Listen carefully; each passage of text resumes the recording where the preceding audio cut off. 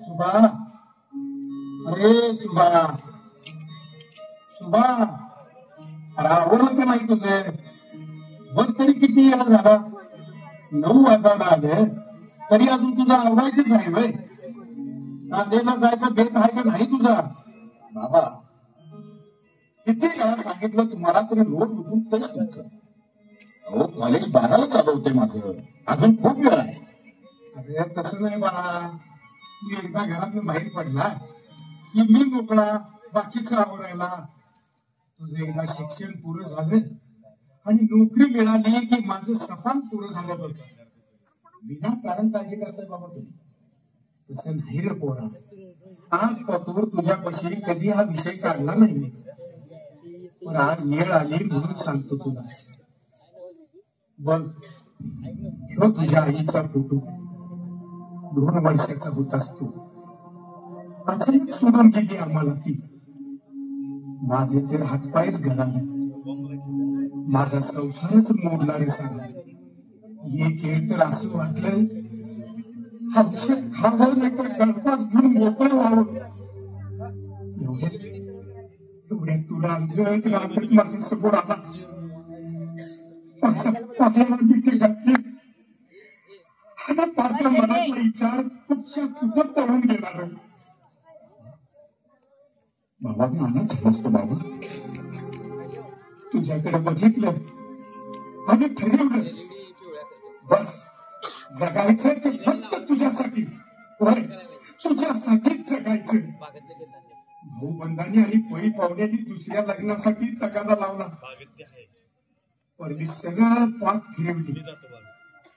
माझ्या इच्छा, माझं मन सगळं सगळं मारून टाकलं मी. तुझी आई सुद्धा मीच आणि बाप सुद्धा मीच झालो रे. बसता उठता फक्त तुझा आणि तुझाच विचार केला मी.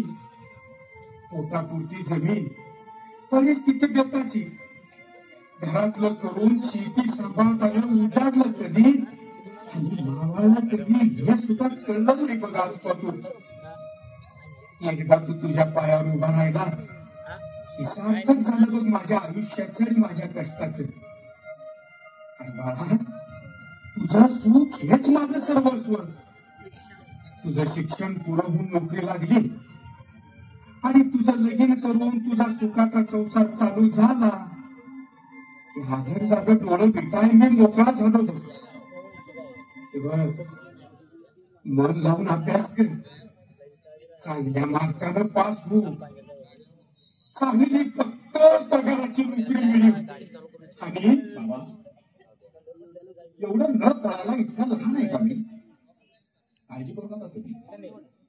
अहो तुमच्या सर्व आशा आकांक्षा पूर्ण करेन मी. अनुभव सांगायचं विसरूनच गेलो मी. बाबा आणखी 15 दिवसांनी आमच्या कॉलेजची म्हैसूर बेंगळूर सहल जाणार आहे. 5,000 रुपये पाहिजेत ना. काय 5,000? आणि सुभा कालच कसली परीक्षा फी म्हणून 2,000 रुपये घेऊन गेला आणि तेच गोळा करताना जीव बेटा कुठे लागला रे माझा. आणि तवर आता 5,000? बाबा काय सहल म्हणजे आम्ही काही मौज मजा करायला जात नाही. तो एक अभ्यासाचाच भाग आहे बाबा. आम्ही त्याच्यात जाऊन त्या ठिकाणच्या इतिहासाचा अभ्यास करतो. त्यावर प्रश्न येतात परीक्षेत. आता तुझ्या शाळेतलं मला काय कळतंय, तू म्हणतोस ते खरं आहे. पण 5,000 म्हणजे आता आधी कोणतरी सावकार बघायला पाहिजे मला. देवा देवा. सुभाष अरे आता पण माझं. अरे कोण म्हणू? हो ये की. नाही नको सुभाष, चल वेळ होतोय. म्हणू आता मी कसली सहल का काय निघाली आहे कॉलेजची ती? सहल? सहल कसली? अरे आमचे रे म्हैसूर बेंगलोर इतिहास विषयासाठी अभ्यास करायला म्हणून काढलेली. आलं लक्षात आलं. हो ही ना बाबा ती सुभाषच्या क्लासची आहे, आमची नाही. माझा विषय वेगळा आहे बाबा. आता तुझा विषय कसला आणि सुभाचा कसला काय करतोय आम्हालाच मी? तुम्ही सांगायचं आणि आम्ही नुसतं ऐकायचं, पण शिक्षण हे महत्वाचं रे. बाबा येतो मी. मला उद्या पैसे आले का? बर हा बाळा देईन तुला, काय बी काळजी करू नकोस. मग तर झालं का नाही? आता मन शांत ठेव आणि मन लावून कॉलेजचा अभ्यास कर, नाहीतर समोर मास्तर शिकवायचं आणि तुझं लक्ष पैशाकडे, सगळं मुसळ केला.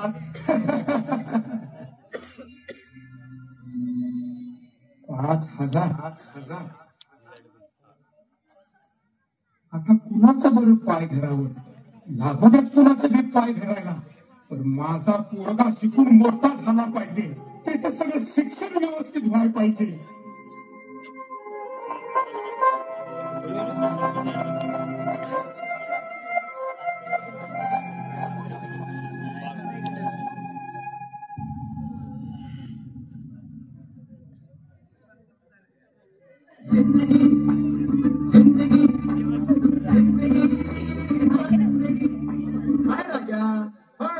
अरे सूर्या कोण कुठे होता?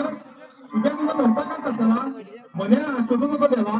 राजा अरे काल आम्ही अशा ठिकाणी होतो, तू कल्पना करू शकत नाही. म्हणजे अरे का इंद्रलोकी गेला होता की काय? अरे या सुधाचं काय खरं नाही बघ. अरे त्याने मला सरळ काम राजमाला नेलं होतं. काय समजली बाबा? वा मग काय मज्जाच झाली.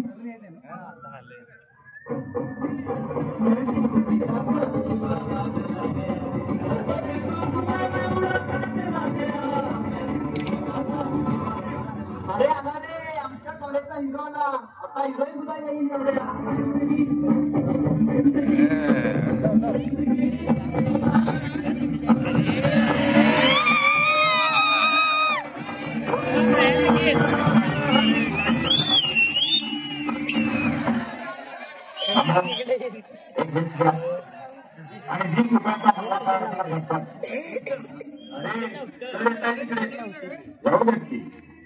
जवळ आले तर सहज शिकायचे आता आणि मला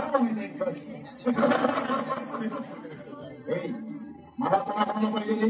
मला काही नको. अरे चार पप्पांनी मला तुझ्याला ओळखलं आणि एक करून दिली पैशाने बंद म्हणून नाही.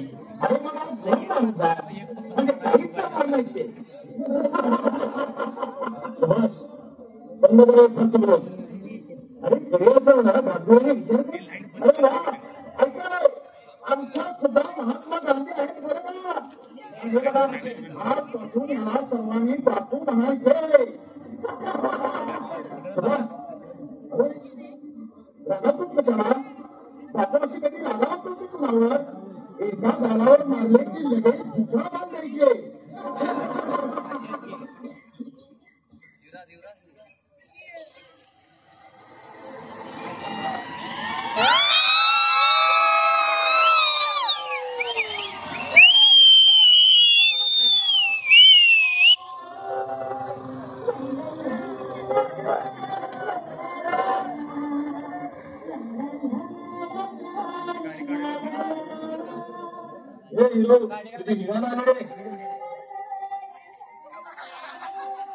सुभाष मला बोलायचं तुझ्याशी.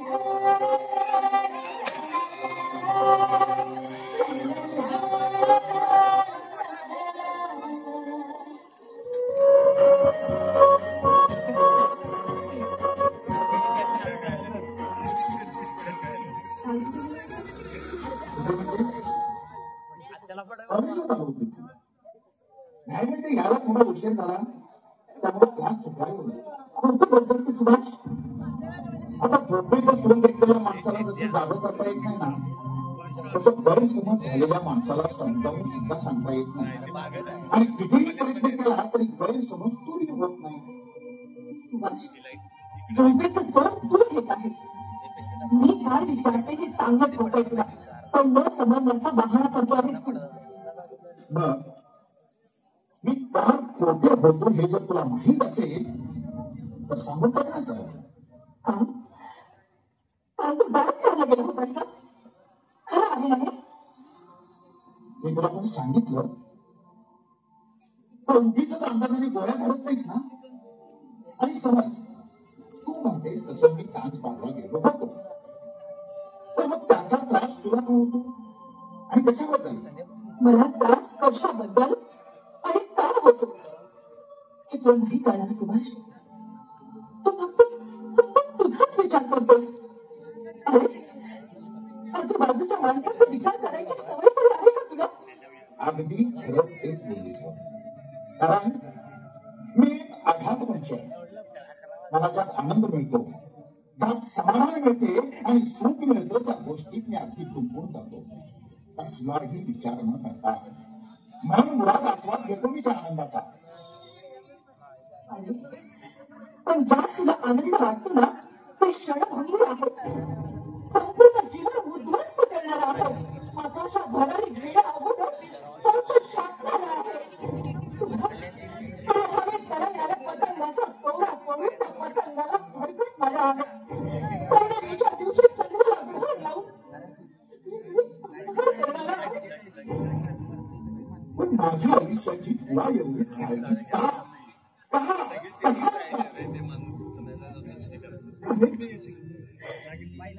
कारण तुझ्या आयुष्यात माझं आयुष्य बदलून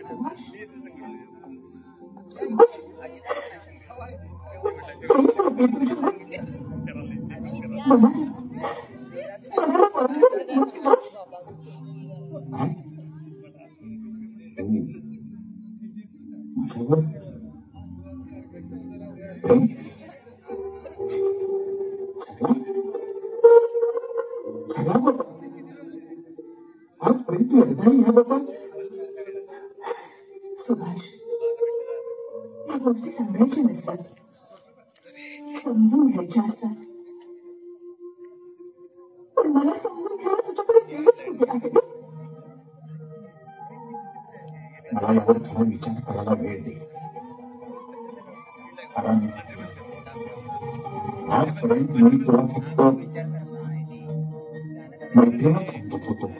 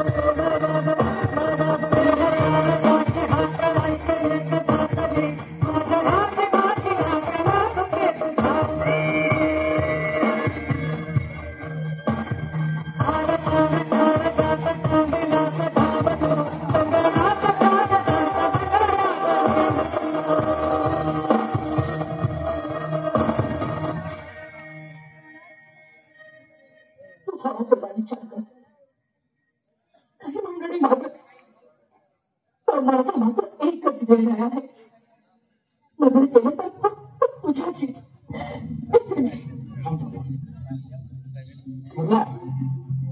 सुभाष, जाऊ दे तिला.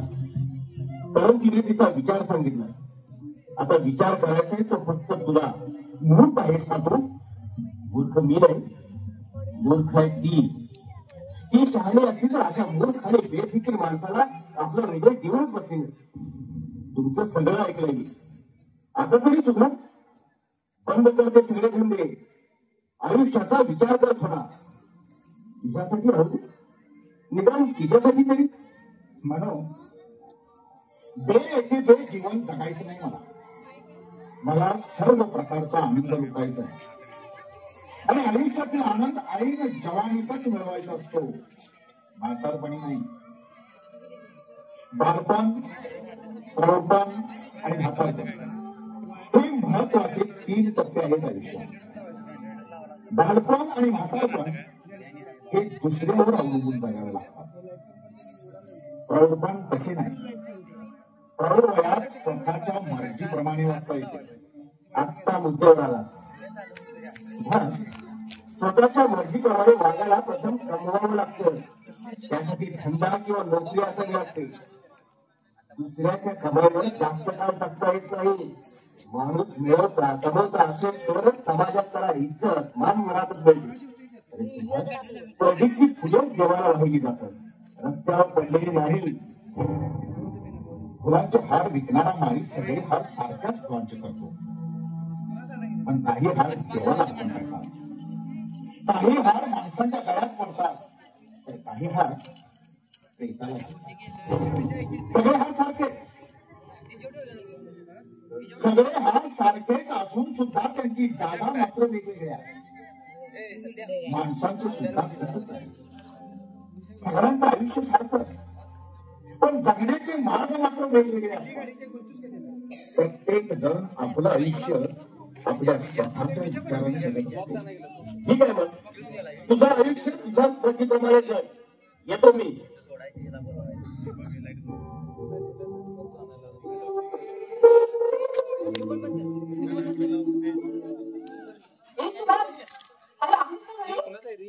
सुभाष नाही घरात. हा बाळ कोण तो? सुभाषकडे काय काम काढले तेस? बाबा, मी सुभाषच्या कॉलेजमध्ये शिकते. अभ्यासाच्या थोडे नोट्स आल्या होत्या ना, म्हणून आले होते. येईल जेवढे बस तवर. आणि जे तुला पाहिजे काय ते नोट का काय ते मला नाही सांगायला जमायचंय. आला की लागलीच घेऊन जा. हो, थांबावंच लागणार आहे मला, कारण बरेच दिवस तो कॉलेजला आलाच नाही. आज देखील येतो की मध्येच पुढे थांबतो कुणाच ठाऊक. काय सुभाष बरेच दिवस कॉलेजला आला नाही? रोज तर कॉलेजला जातोय म्हणून सांगतो मी. घरातनं बाहेर पडतोय किंवा बाबा, तसं म्हणायचं नव्हतं मला. कॉलेजला येत असेल, पण बरेच दिवस आमची भेट झाली नाही ना, म्हणून म्हटलं मी तसं. बाळ, तू काहीतरी लपवित आहेस माझ्यापासून. खरं खरं काय ते सांग मला. हे बघ, माझं धन, माझी आबरू, जे काय आहे ते फक्त माझा सुभाष आहे. मी आजपासून जिवंत आहे तो फक्त माझ्या सुभाषसाठी. त्याची पावलं जर चुकीची पडत असतील तर माझ्या जगण्यात काय राहूच नाही. नाही बाबा, तुम्ही उगीच भलताच काहीतरी गैरसमज करून घेऊ नका. तुम्हाला वाटतंय तसं काहीच नाही. तुमचा सुभाष कॉलेजला दररोज न चुकता येतो. शिवाय खूप हुशार आहे तो, म्हणून तर त्याला दिलेले नोट्स अभ्यासासाठी देण्यास आली मी. आता यातलं खरं काय आणि खोटं काय तुलाच माहिती. पण माझ्या मात्र हातापायाची ताकदच नाहीशी झाल्यासारखं वाटतंय बघ. बाबा, बाबा काळजी करू नका. खरंच अगदी हुशार आहे तो. तेवढा विश्वास आहे माझा त्याच्यावर. आणि तसं असलं तर ठीक, नाहीतर माझ्या जगण्यात काय अर्थ नाही बघ. वाईट झाल्याला ऐकण्यापेक्षा आणि बघण्यापेक्षा मेलेलं बरं. सगळा तू आश्चर्य आहे. आजपर्यंत कधीच आली नव्हतीस आणि आज अशी अचानक अशी कशी काय? काही नाही, सुभाषकडे नोट्स नाही आले होते. नोट्स आणि सुभाषच्या सरला त्याच्या नोट्सचा विचार मनातून काढून टाकतो. तुझ्या उपयोगाच्या नाहीत त्या. त्याच्या नोट्सच्या मागे लागशील तर तूही नापास होशील. अगं, संपूर्ण जीवनाचा तमाशा होईल तुझ्या. हे बघ, मी सांगतो ते नीट आहे. त्याच्या नोट्स विसरून जातो. तुला पडलेले स्वप्न समज आणि आत्ताच जागी हो. तू तुझा स्वतःचा दुसरा मार्ग शोध. त्याच्या नोट्स मध्ये घेण्यासारखं काहीच नाही. सरला अगं रस्त्यावरच्या दगडाला शेंदूर फासला तर त्याच्यात देव पण येत नाही कधी. कोरड्या ठणठणीत भाषाला विहीर खोदायला निघालीस तू. वाळवी लागलेल्या झाडाला पाणी पाजायला चाललीस तू. तुमच्या बोलण्यात काहीतरी बोम आहे बाळानू. मला समजेल अशा साध्या भाषेत बोलला तर लई चांगलं होईल ग म्हणून. नाही बाबा, नाही तसं काही नाहीये. त्याचं काय आहे, सुभाषचा विषय वेगळा आणि हिचा विषय वेगळा. तेव्हा त्याच्या विषयाचा अभ्यास करून हिला काय उपयोग. आता तुमची शाळा, तुमचे विषय हे सगळं ऐकून माझ्या काय ध्यानात येणार आहे. पण ऐकल्यानंतर मग तू जीवाची घालमेल करत बसण्यापरीस मी जरा शेताकडनं जाऊन येतो. सुभाष येईलच इतक्यात, तर बसा बोलत तुम्ही. म्हणून देव पावण्यासाठी एकच वारी करून कसं चालेल. पहिल्याच वारीत देव पावत नाही कधी. त्यासाठी बऱ्याच वाऱ्या कराव्या लागतात. काही जण तर आयुष्यभर वाऱ्या करतात. पण वेळ पडली ना तर मी सुद्धा तेच करणार आहे. अगं सगळा वाऱ्या करायला काहीच हरकत नाहीये, पण त्या देवात देवपण असायला हवं ना. नुसतं दगड असल्यावर वाऱ्याच काय, त्या दगडापुढे डोकं जरी फोडलंच ना तरी त्याचा काही उपयोग होणार नाही. आणि दगड जरी असला तरी देव म्हणून शिंदूर फासलाय मी त्यात. आता मला शक्य नाही म्हणून त्या दगडाला देव पण येईपर्यंत वाट पाहिली. मला प्रेम एकदाच करते, परत परत नाही. अरे वा, सकाळ सकाळी आगमन केलं, कारण कळेल का मला. इतके दिवस कॉलेजला का आलास. आजारी होतो मी. असं आजारी. जर औषधं दाखव मला. अहो तरी डॉक्टरांनी कोणती कसली औषधं दिली ती. ठरला, माणसाला काही असे आजार रोग करतात की त्यावर औषध चालत नाही. उदाहरणार्थ काळजी रोग, प्रेम रोग, शिवाय पायात घुंगरू बांधून असली हवं करीत नाचणारे का नाचाल चालू होय ना.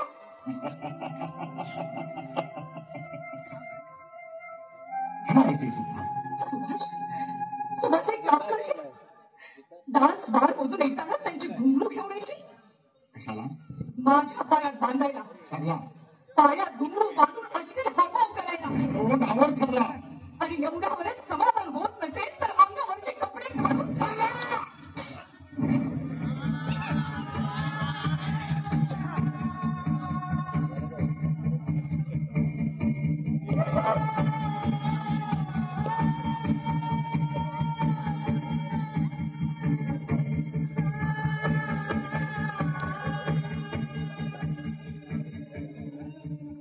रक्त आलं तुला. पायात घुंगरू मी बांधणार. अश्लील हावभाव मी करणार. अंगावरचे कपडे मी काढणार. तुला एवढं रक्त का? तुझा आणि माझा काय संबंध आहे.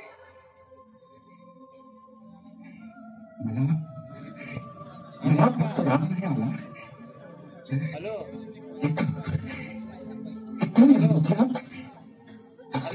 कळत सुद्धा आली.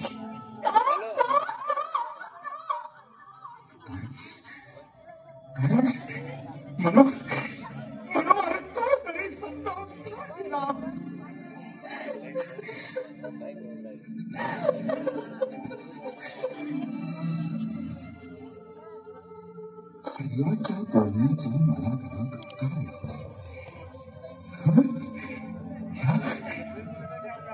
मला उद्या कळलं काय होईल.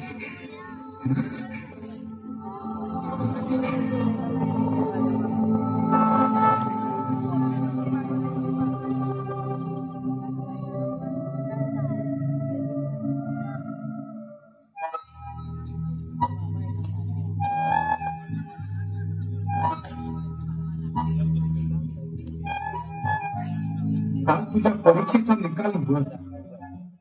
मग आज घरातच का बसलायस. निकाल घेऊन यायचा की. अरे कधी एकदा तुझा निकाल ऐकीन असं झालंय मला. यंदाच तुझं शेवटचं वर्ष. चांगल्या मार्गाने पास झाला की लगेच चांगल्या पगाराची नोकरी मिळेल बघ तुला. आणि आता तुला मनातलं ते सांगतो. इथून पुढचं सगळं आयुष्य बसून निवांत घालवणार मी. कष्ट करून करून शरीर थकलंय ना माझे. सावकाराकडे घाण ठेवलेली जमीन सोडवू, प्रत्येकाची पहिली पैस परत करू, नोकरी मिळवून तुझ्या तू पायावर उभा राहिला की पोटभर जीवन सुखाचा ढेकर देईन मी. जातोच निकाला नाहीला. बाबा म्हणता बोलतोय मीच गेलं पाहिजे असं काही नाही, म्हणून आम्ही निकाल माझा. पण सुभाष, आज तुम्हाला जरा नाराजच दिसतो. तब्येत ठीक आहे हो तुझी? नाही तसं काही नाही, निकालाबद्दल काळजी वाटते ना तुझी. अरे येणार का खोळा तू, कशाला काळजी करायची? निकाल चांगलाच लागणार तुझा. तुझ्या शिक्षणासाठी हाडाची काढ केल्यात मी. नको नको त्या माणसांचं पाय धरल्यात आणि पाहिजे तेव्हा पैसे दिल्यात तुला. यंदाचं शेवटचं वर्ष म्हणालास 1 लाख खर्च येणार म्हणल्यावर सावकाराकडे जमीन घाण ठेवून पैशाची सोय केली तुझ्या. आणि एवढं सगळं मी मनापासून केलंय. निकाल तुझा चांगलाच लागणार भातरा.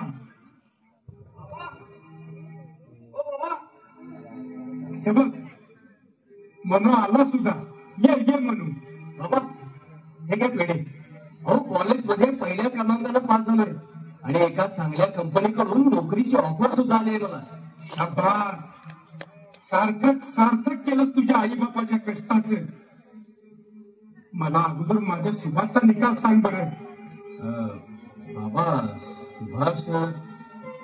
सुभाष फेल झाला. फेल म्हणजे मला काय नाही उमगलं. म्हणजे बाबा सुभाष नापास झाला. काय? माझा सुभाष नापास झाला? नाही, असं होणार नाही. सरकाराचं कर्ज काढून ते पैसे पुरवल्यात त्याला आणि शिवाय जमीन बी घाण ठेवली आहे सगळी. नाही असं होणार नाही. लई खर्च खाल्ल्यात मी त्याच्यासाठी. आणि माझा सुभाष नापास कसा होईल? लय मोठं सपान बघितलं मी. म्हणजे सगळं करून शेवटी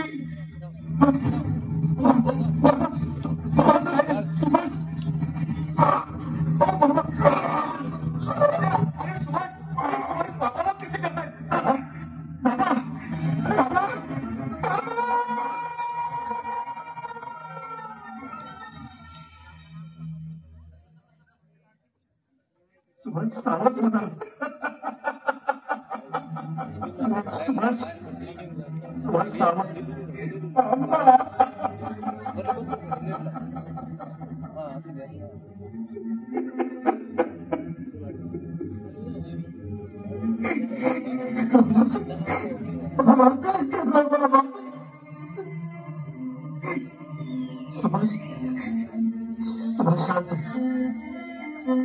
शांत सुभाष. आणि मी काय सांगतो हे नीट आहे. अरे आमचं थोडं तरी ऐकलं असतं तर ही वेळ आली नसती सुभाष. पण आता शांत, जी माहिती ती होऊन गेली. तरी पण तू इथून पुढे जाऊ शकतोस. एक वर्ष कॉलेजला गेलाच नाही कसं समज. आणि पुढे इथून पुढे जिद्दीने अभ्यास कर. तू पैशाची काळजी अजिबात करू नकोस. मला आता नोकरी मिळाली, मी मदत करेन तुला. सुभाष, जे झालं ते तुला पडलेली एक वाईट सोबती समज. तुला अपयश आलं म्हणून तुझ्या साथ सोडणार नाही. खंबीरपणे साथ देईन तुला. लगेच विसरून जा. अरे तुला सारे नव्यानं खंबीरपणे उभं करते. छोट्या वाटचालीला सावलीसारखी साथ देईन मी तुला.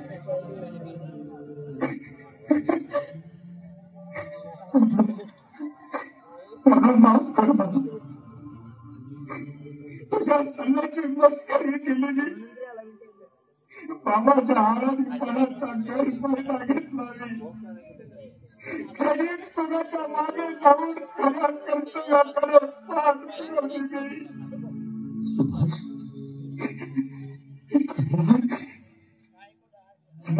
तुझे तर क्षमा मागायला सुद्धा शरम वाटतो मला. तुझ्या ठिकाणी दुसरे कुठे मुलगी असती तर कधी तुम्हाला चिडकारून नवं आयुष्य शोधलं असतं तिला. तुझ्या प्रेमाला कधीच किंमत दिली नाही मी. करून सुद्धा आज देखील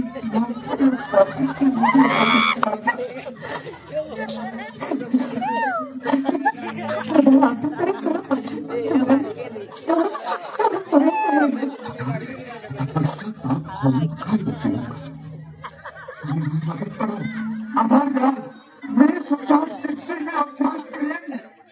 चांगल्या मार्गाने पास होऊन नोकरी सुद्धा मिळेल. मी माझ्या घटना समोर 4 वर्षांनी माझ्या घरी एवढा खट्टा खाल्ला. माझ्या सगळ्या संसाराचं स्वप्न दाखवलं. हा स्वप्नाचा सगळा तोड केला मी.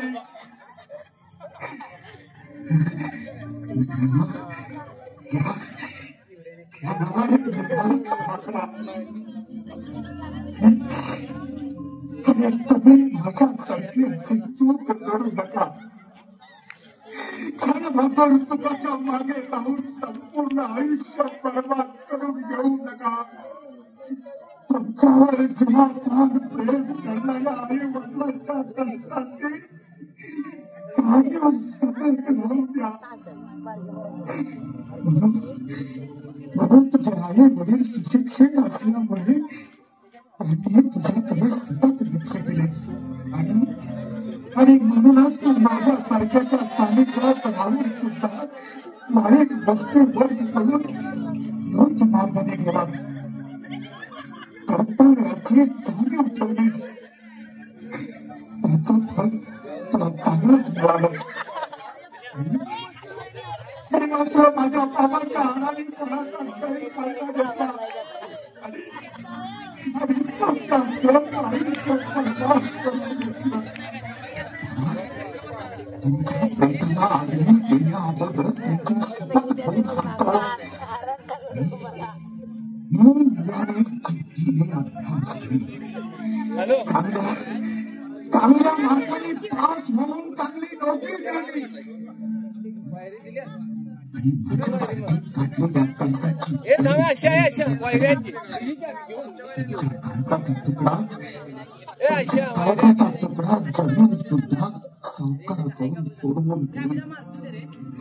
वायरी घाल किती